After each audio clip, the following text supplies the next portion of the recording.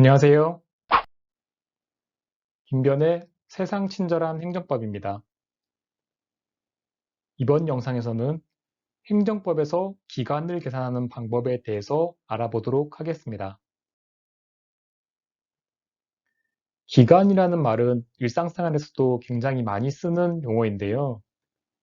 기간이라는 건 일정 시점에서 다른 시점까지의 시간적 간격을 의미합니다. 다시 말해서 출발점이 있고 종료점이 있을 때 이 사이의 간격이 기간인 것이죠. 법학에서는 출발점을 기산점이라고 부르고 종료점을 만료점이라고 부릅니다. 이 두 가지 개념은 매우 중요하기 때문에 잘 기억해 두시기 바라겠습니다.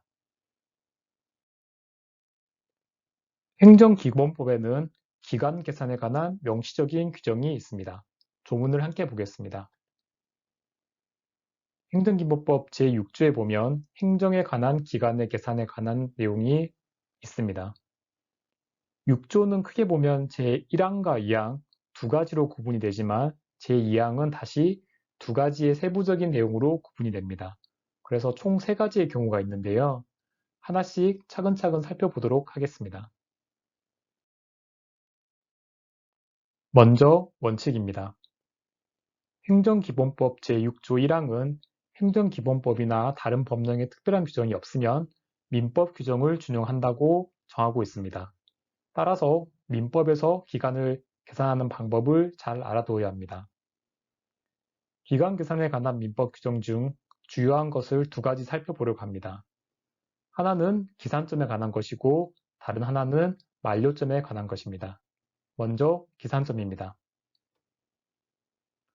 민법 제157조를 보면 기간의 초일은 산입하지 않는다 라고 정하고 있습니다.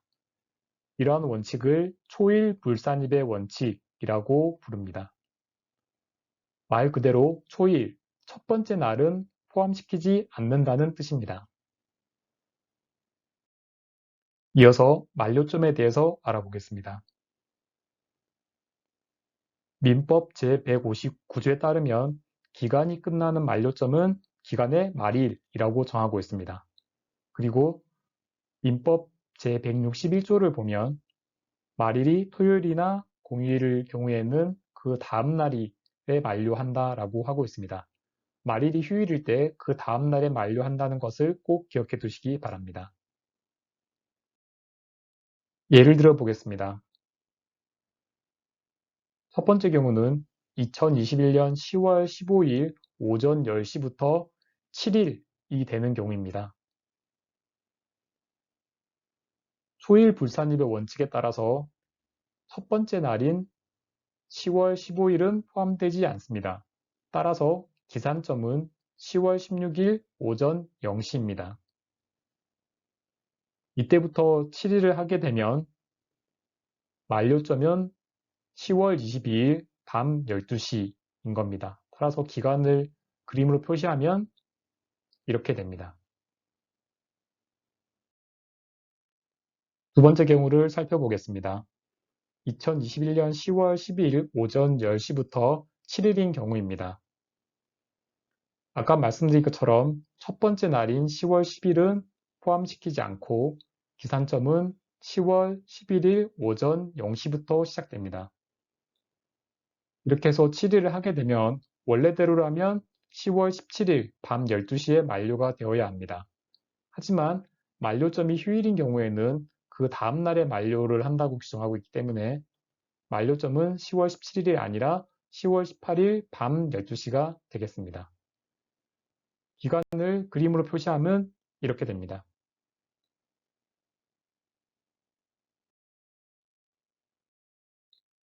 원칙에 대해서 알아보았으니 이번에는 예외에 대해서 알아보겠습니다. 예외가 적용되는 경우는 국민에게 불리한 침익적 처분인 경우입니다. 이러한 때에는 민법 규정을 준용하지 않습니다. 영업정지 3개월 처분을 통해서 예를 들어 보겠습니다. 이때 3개월을 계산할 때 기산점에 초일을 산입시키지 않으면 영업정지 기간이 하루가 더 추가되게 됩니다. 따라서 이러한 경우에는 국민에게 불리하기 때문에 첫 번째 날인 초일을 산입하는 게 훨씬 유리합니다. 만료점도 마찬가지입니다. 민법 규정에 따라서 공휴일 다음 날 만료하게 되면 영업 정지 기간이 하루가 더 추가되기 때문에 역시 국민에게 불리하고, 따라서 이러한 경우에는 민법 규정을 준용하지 않고 공휴일에 만료하도록 정하고 있습니다.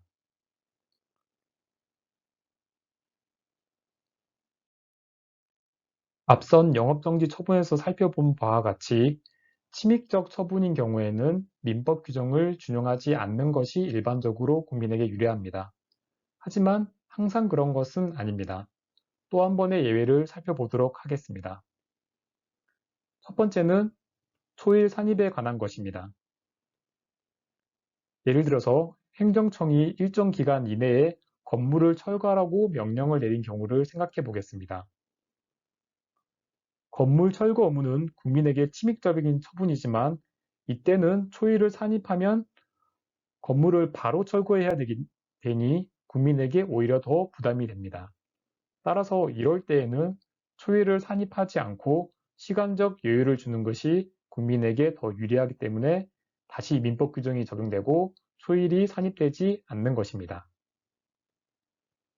두 번째는 만료점에 관한 것입니다. 금전 납부 의무를 부과한 경우를 생각해 보시면 되겠습니다. 이때 돈을 내야 하는 사람 입장에서는 공휴일에 돈을 마련해서 내는 것보다는 그 다음 날까지 내는 게 더 유리합니다. 그래서 이런 경우에는 다시 민법 규정이 적용되고 공휴일 다음 날까지로 기간을 연장하는 겁니다. 좀 복잡하게 보일 수 있지만 결론적으로는 행정의 상대방에게 가장 유리한 방향으로 기간을 계산한다고 보시면 되겠습니다.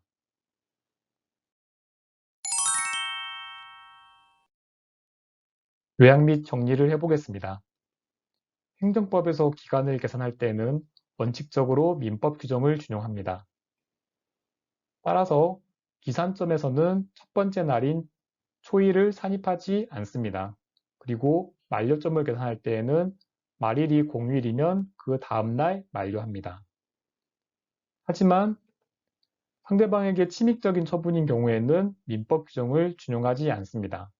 영업정지 3개월 처분을 생각해 보시면 되겠습니다.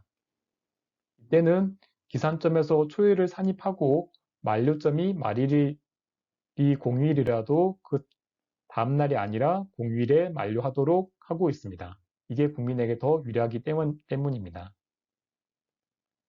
또 한 번의 예외가 있습니다. 상대방에게 침익적인 처분이라고 하더라도 민법 규정을 준용하는 것이 유리할 경우에는 준용하는 것입니다. 예를 들어서 건물 철거 명령과 같은 경우에는 기산점에서 초일을 불산입하는 것이 유리합니다.